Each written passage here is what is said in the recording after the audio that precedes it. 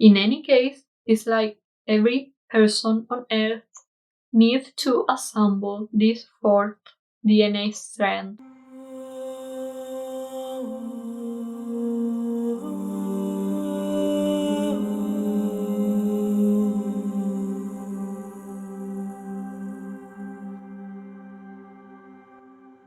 Hello everyone, my name is Valeria and in this channel I talk about spirituality and esoterics.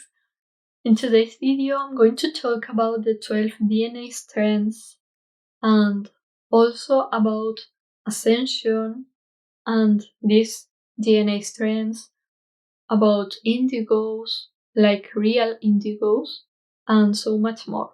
So, to understand this, we first need to know that we have a DNA template on our morphogenetic field, a pre-matter manifestation that holds specific arrangements. It's like a DNA imprint that determines how much energy we are able to hold physically and also in terms of consciousness. So, in simple words, we have this DNA imprint which tells us our potential, like the maximum of DNA strands that we could eventually activate. But this potential is just a potential. It doesn't mean that these strands are already activated in us or manifesting in this reality. Also, each strand corresponds to one-dimensional frequency band of the 15 dimensions of this world. So, if you want to know more about these 15 dimensions in this world, I have an article on my blog that I'm going to leave in the description box. Okay? So, this 12-strand pattern is called silicate matrix. Here we can transmute this carbon-based body into a silicate body that is more ethereal and is basically pre-matter liquid light. Okay? So now I'm going to explain in a really simple but useful way what does each strand mean. Like, what does it mean when we say 5 strands, 12 strands, and so on? So, each DNA strand associates with an aspect of ourselves that we are embodying. So, considering the 15 dimensions model, our number 1, 2, and 3 DNA strands, they associate with our incarnate self, okay, like this physical being.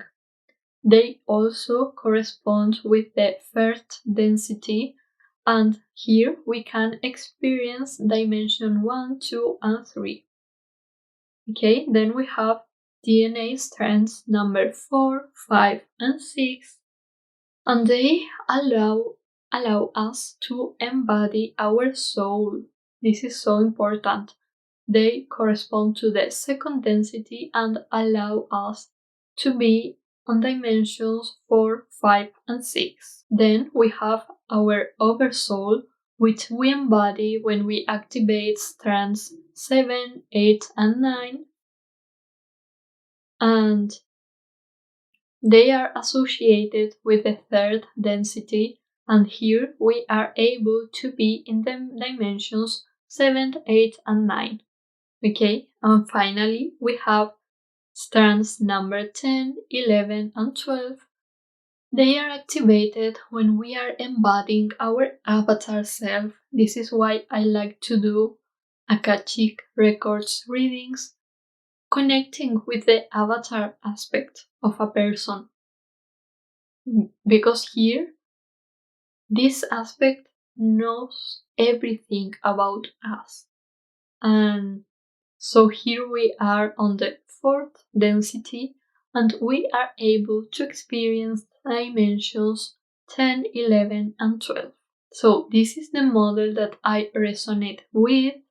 If you follow different models, for example, the law of one books, this might be quite confusing for you. So just keep in mind that I am sharing the model that I resonate with, and I will be using this model mostly for this playlist, for this spiritual science playlist, okay? So now, in order for us to understand how we activate DNA strands, I need to talk first about humanity, like make this kind of distinction between humanity and indigos. And here I am not saying indigos with a common connotation, nor talking about some kind of superiority. This is just a thing of DNA strands, okay? So the thing is that for a part of humanity, they are born with their third DNA strand activated, but the fourth strand is blocked during their childhood, and they need to repair their DNA in order to keep activating strands. Okay? These people, they agreed for this lifetime to just assemble this fourth strand. Okay? So when this happens, when this fourth strand is blocked, when this happens, this is people that they are not able to perceive more than third dimension. So they believe that all this starseed and spirituality thing that is all a lie, okay? And but here we can understand these people that they just can't perceive more, okay?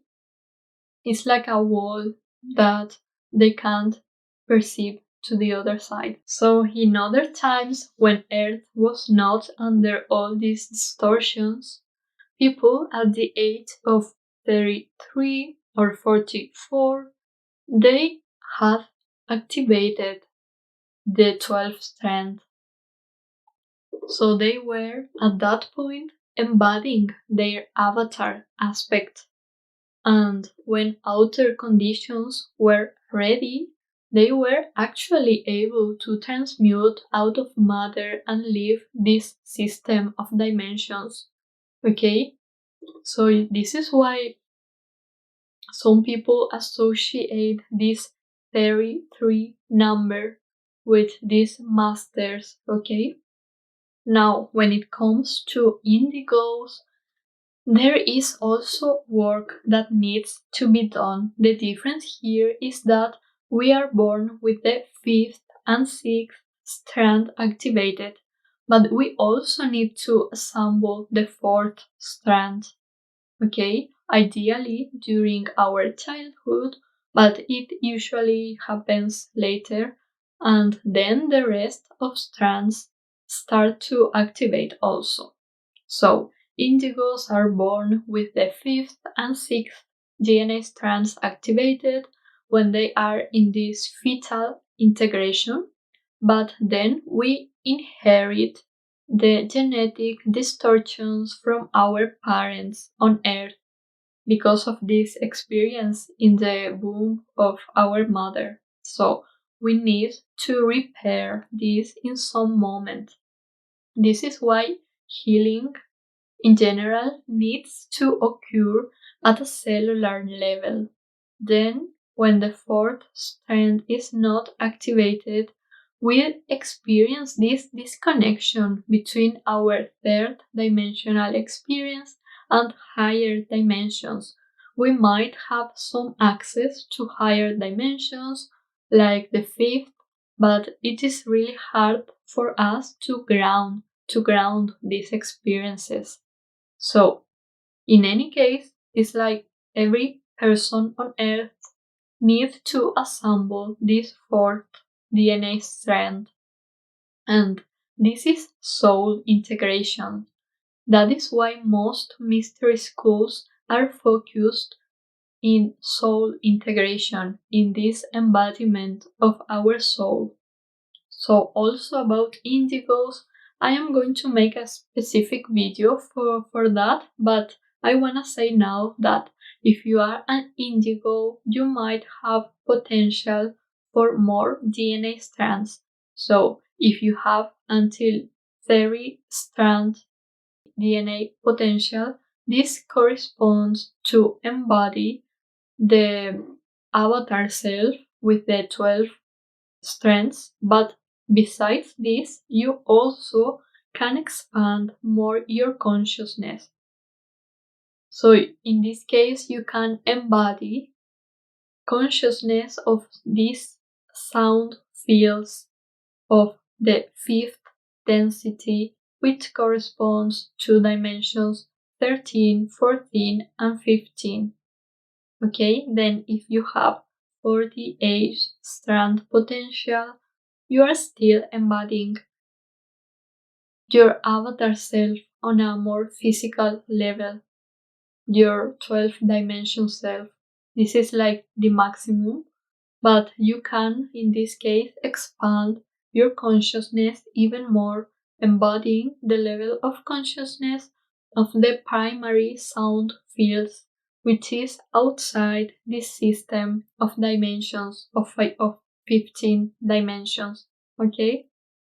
So a lot of people resonate with this fifth dimension because they have the fifth strand activated.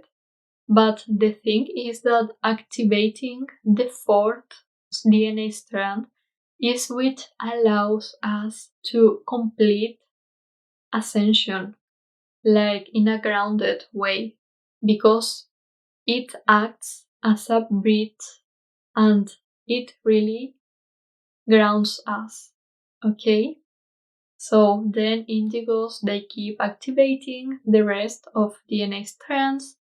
And if you are wondering about how to exactly, like in a more practical way, assemble each strand, I'm going to talk about this in a future video. It is not really easy to explain.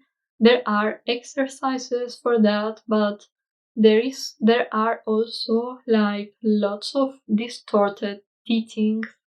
So for now, I recommend that you ask your higher self how to work with your DNA, okay?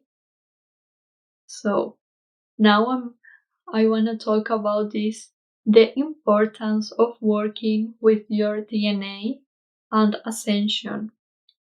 So when these frequencies of the fourth density and more are embodied, a being can undergo this full cellular transmutation, returning to the density 4, to this pre-matter state, this liquid light, for full ascension out of density, okay? Rather than experiencing these repeated cycles of death and rebirth and reincarnation within this system of dimensions, okay? So our DNA has all to do with this physical ascension, and this is different to the new earth, okay? Physical ascension exists, but things has changed in last years, so we still have this possibility, but in a different way and not yet, okay? Because yes, a lot of things have happened and I want to make also a video about this. But yes, physical ascension actually existed in these Atlantean times.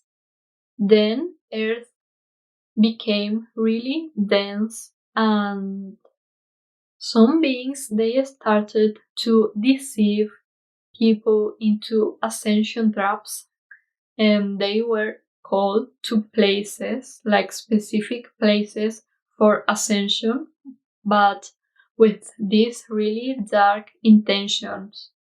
So especially it was especially at the end of Atlantis and also in these Egyptian times.